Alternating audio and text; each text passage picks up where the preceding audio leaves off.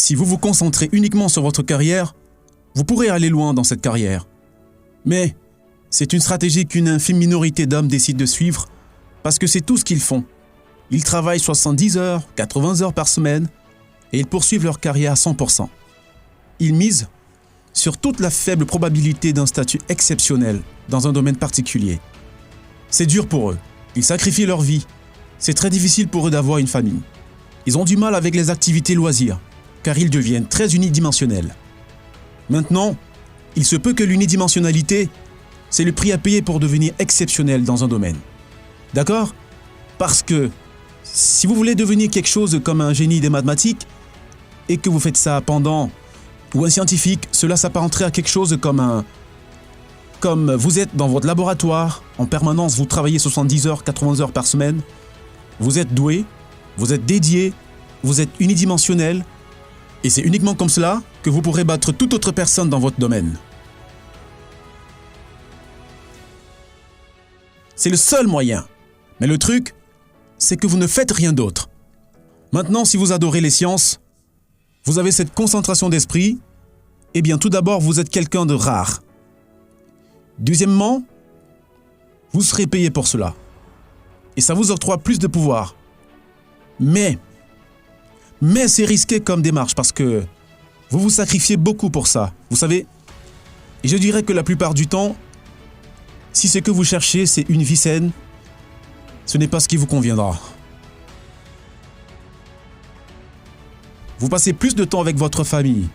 Vous avez des choses que vous faites en dehors de votre travail, qui ont du sens et qui sont utiles, selon vous. Vous avez un réseau d'amis. Vous alternez entre ces 3 choses, entre ces 3 ou 4 choses, ce qui vous permet de rester relativement stable. Mais si une de ces choses s'effondre, vous savez, tout s'effondre. Maintenant, le prix à payer pour ça est que plus vous vous efforcez d'optimiser cet équilibre, moins vous avez des chances de devenir exceptionnel à une seule de ces choses. Vous savez, si vous considérez votre vie dans son ensemble, ça pourrait être une stratégie gagnante.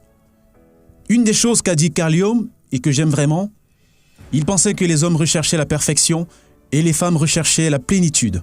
Donc, c'est 2 valeurs différentes. Et il y a quelque chose de différent au sommet de la hiérarchie de ces valeurs.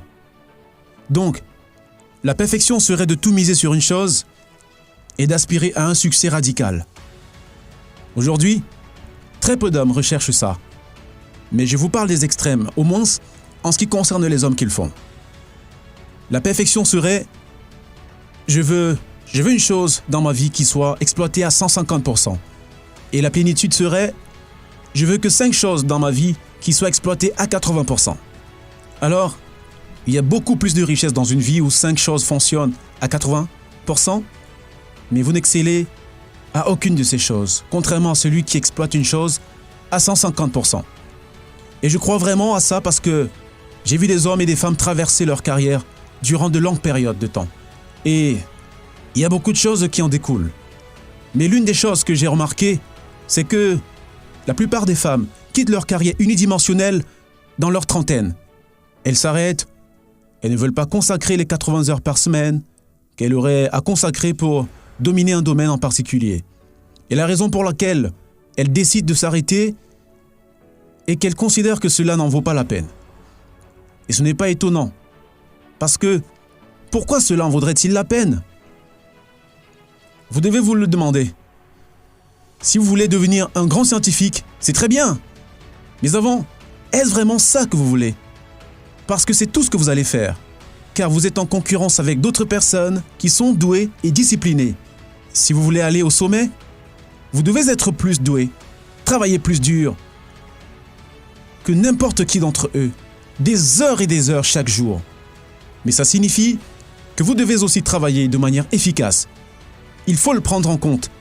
Si je suis intelligent et discipliné et que je travaille 70 heures par semaine et que je fais ça pendant 30 ans, en seulement 2 ans, j'ai pris tellement d'avance. Je suis si loin devant vous que vous ne pourrez jamais me rattraper. Enfin, peu importe. Et je pense que c'est en partie la raison pour laquelle les femmes sont plus orientées de cette façon que les hommes. Je pense qu'il y a 2 raisons. La première serait que le statut socio-économique ne rend pas les femmes plus attractives, contrairement à celui des hommes. La deuxième serait que le temps des femmes est comprimé, tout simplement parce qu'en tant qu'homme, on peut toujours dire « j'aurai des enfants plus tard ». Les hommes peuvent dire ça jusqu'à leurs 80 ans, tandis qu'une femme, c'est différent. Elle ne peut plus dire ça au-delà de ses, disons, 40 ans, plutôt 35, et définitivement à 40 ans parce qu'autrement, ce n'est plus possible.